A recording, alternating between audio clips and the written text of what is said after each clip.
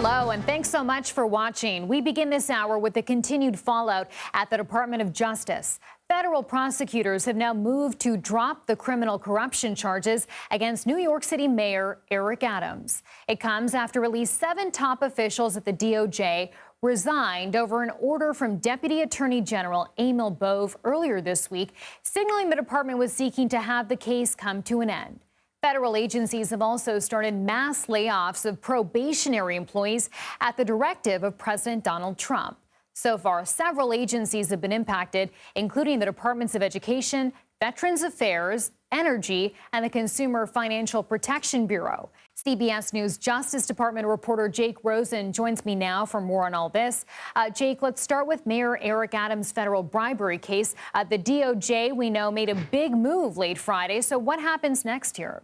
Well, now that this turmoil has come to at least a temporary pause after these rounds of resignations and a couple days of the Justice Department basically holding over federal prosecutors who work in the Southern District of New York, whether or not one of them who's actually in the department would actually file this, a judge now has the opportunity to potentially pause if they see issue with this deal that the Department of Justice has made with New York City Mayor Adams, to potentially pause this for now, but really not a lot of power. It seems very likely that this judge will have to approve this, which again pauses the charges against Eric Adams without prejudice until after the November 2025 mayoral election, which Adams said this morning on Fox News he still plans on running in. And then the Department of Justice can go from there. If they see that he's fit and approved of and worked with them on the immigration reform that they want to see done in New York, then it's very likely these charges go away forever. And if for some reason he speaks up again against the Trump administration, it's possible that these charges come back. Jake, we've seen 7 DOJ officials so far leaving over this. Explain why and whether you expect more.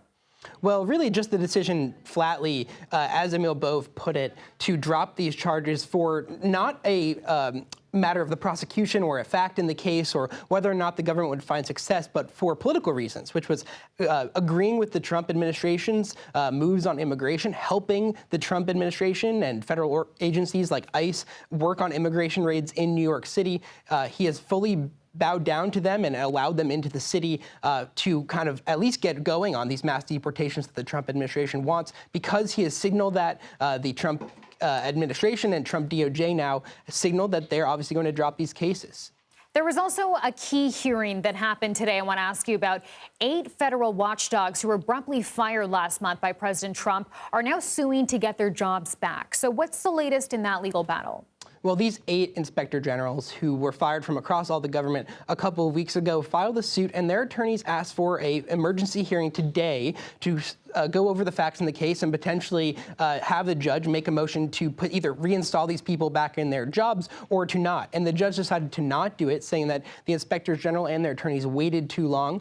She kind of eviscerated the attorneys on the plaintiff's side, saying that they simply waited too long and asked for too late after for some kind of emergency relief. We'll see what comes next in that case. But again, it's just one case of many of these federal firings that we've seen across the government. Okay, Jake Rosen, thank you.